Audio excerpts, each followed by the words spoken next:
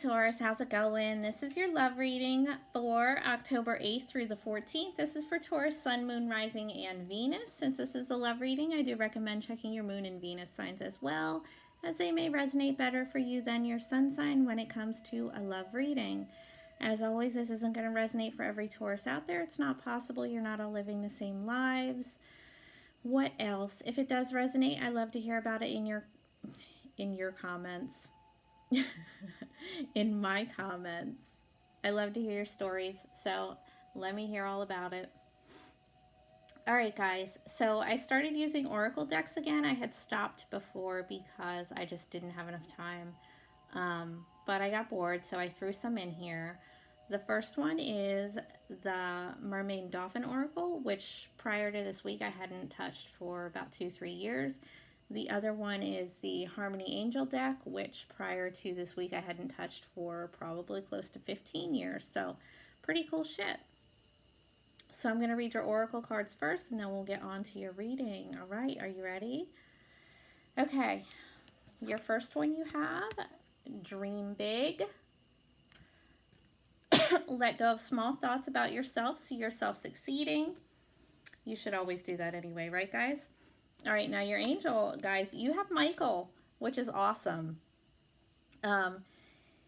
Michael is also like the King of Swords in the tarot, just an FYI.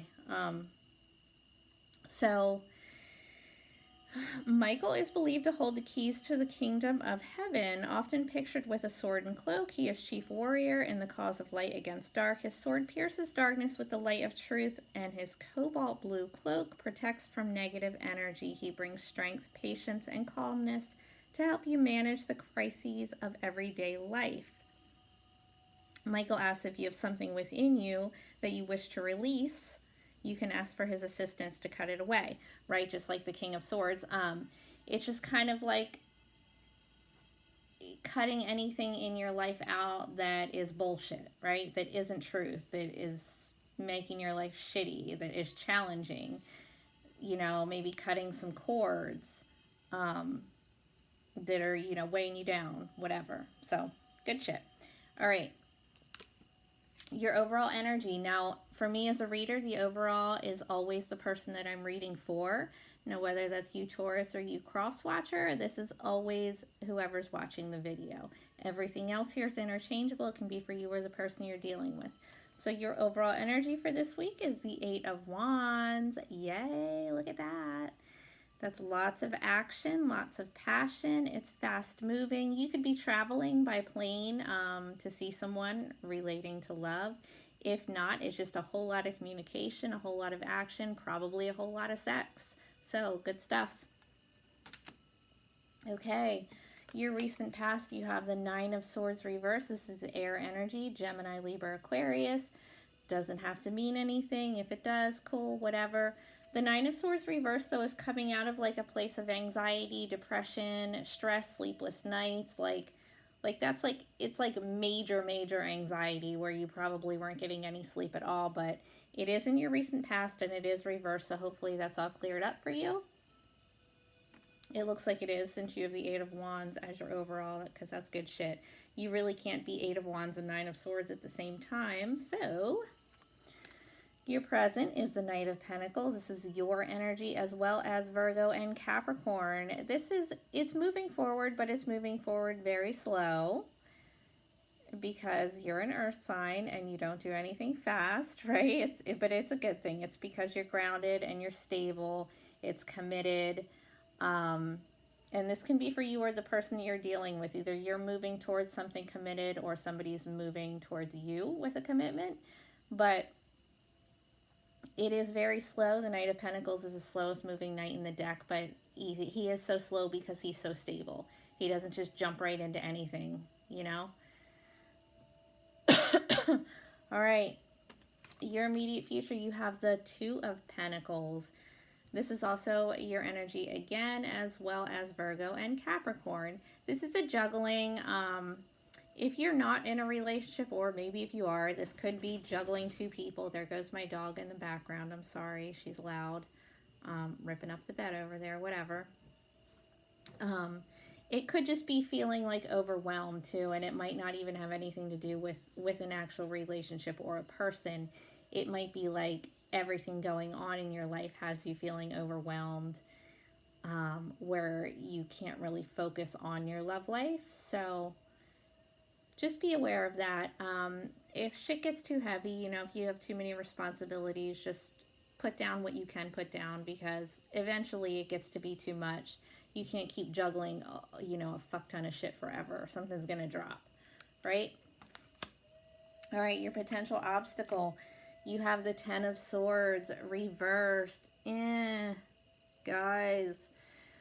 All right, air energy, Gemini, Libra, Aquarius. If there's an air sign that is problematic for you, then this is, it's exactly what it looks like. It's crisis, defeat, betrayal. Like, this is my least favorite card in the deck. This is probably like the worst one in my opinion. I mean, look at the dude. He's probably fucking dead, right? So there's something going on around you that is like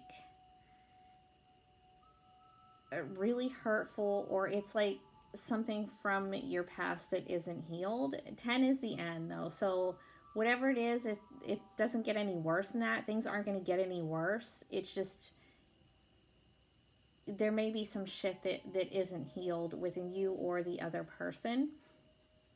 Okay, somebody has like some major healing to do, you or them, and that could be a potential obstacle. And again, this is just a potential obstacle. There might not be any obstacles at all, but if there are, it would be somebody has some healing to do. Okay. Oh my goodness.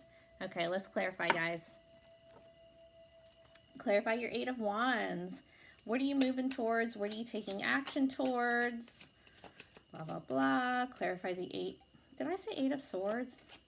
I can't remember. Anyway, Eight of Wands. Clarify the Eight of Wands for Taurus in their overall. Clarify the Eight of Wands for Taurus.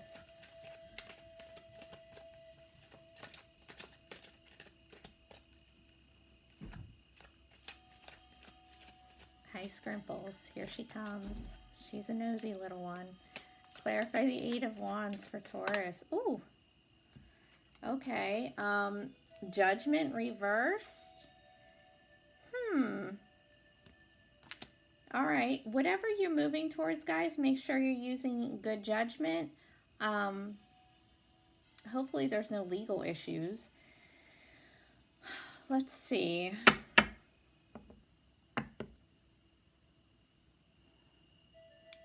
If there is someone from your past that is coming up as an issue for you, and you're considering it, slow it down a little bit and use your discernment, okay? We'll clarify that again, I think, but whatever. Just make sure if you're moving really, really fast into something, which doesn't really make any sense to me because you do have the Knight of Pentacles in your present, which could be someone else though too. Just make sure you're using good judgment if you're rushing into someone or you know, traveling to see someone. Clarify the Knight of Pentacles for Taurus.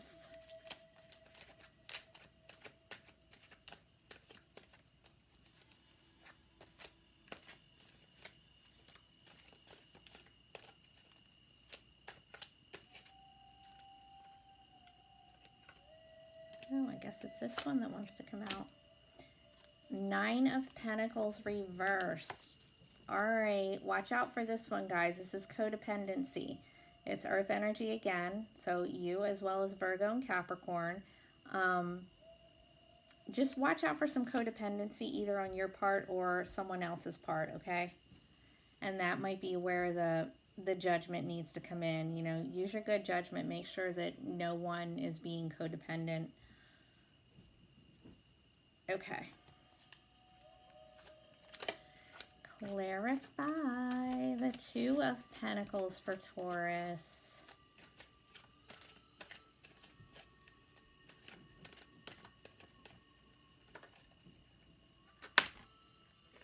Okay. Four of Pentacles reversed. This is earth energy again. You guys are all over this shit.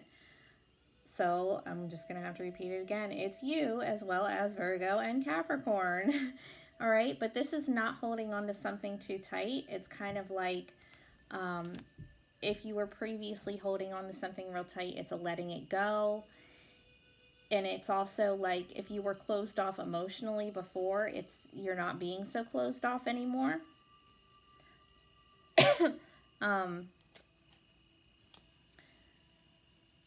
This is all really strange for a love reading, guys, because there's just so much like it looks like a money reading to me. We'll keep going though. Clarify this Ten of Swords. What is this Ten of Swords as a potential obstacle for Taurus? Okay. Oh, Temperance. Sagittarius. You may be dealing with a Sagittarius. You don't have to be, but Temperance is awesome. Temperance is harmony. It's balance. Your inner world and your outer world are in balance. It is divine intervention as well. So for this to come out with a Ten of Swords, you know, it's like healing after some bullshit like this, right? And it is like the need for patience. So if somebody has some healing to do, the other person might just need to be patient with that person. Okay, let's get you some advice, Taurus.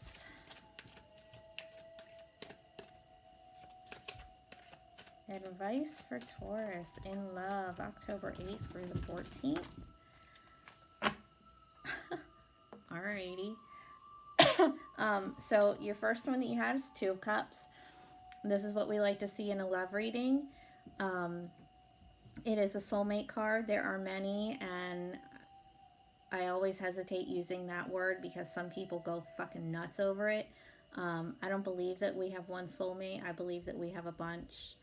And they could be someone that you're with for a day, someone that you're never with, or someone that you're with forever. Whatever. Take it for whatever it is. It's a really important union, okay? As an advice card, make sure everything is in balance. Make sure that you two are both on the same page. You know, everything's how it should be. I don't even know how else to describe it. I feel like I've been saying that throughout this whole fucking reading. You have Two of Pentacles here in your future. It's keeping everything up and in balance, right? You have Temperance here, which is in balance, which is everything in balance and harmony. So I feel like that's like a major theme for you right now, is to just try to keep everything in your life in balance, you know, within yourself and with you and the person that you're dealing with. And the other one that you have is the Two of Swords. You have 3 twos here, guys. So you may have like some sort of decision that you need to make. Two of Swords reversed though. Make sure that if you are trying to make some sort of decision, that you're being clear about it, that you're not being stagnant. You're not, you know, at a stalemate with these fucking blinders on. Make sure that you're seeing the situation for what it is. If there's a decision that needs to be made, like with judgment up here where you need to use your good judgment, make sure that you're not blindfolded while you're doing it. Make sure that you're seeing the situation for exactly what it is, because if this is an ex coming in and you're not using good judgment, it seems like there's some codependency issues there. And if somebody has like some, you know, unhealed major shit there, it can definitely cause codependency. So be aware of that. All right. Okay, let's see. Let's clarify judgment for you. Clarify judgment for Taurus. Clarify judgment for Taurus.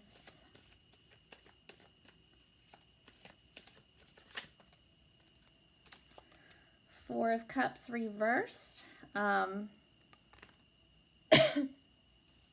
So the Four of Cups reversed is kind of like you may have had, you know, a couple options and you really didn't give a shit. Like, here, I'm just going to turn it up right so you can see what I mean.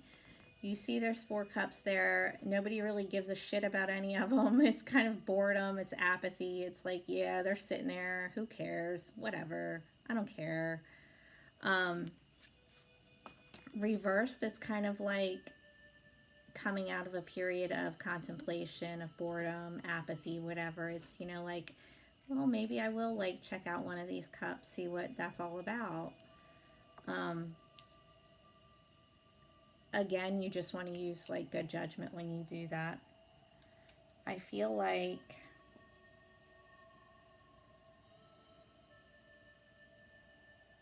like there's something weird here. How do I want to explain it?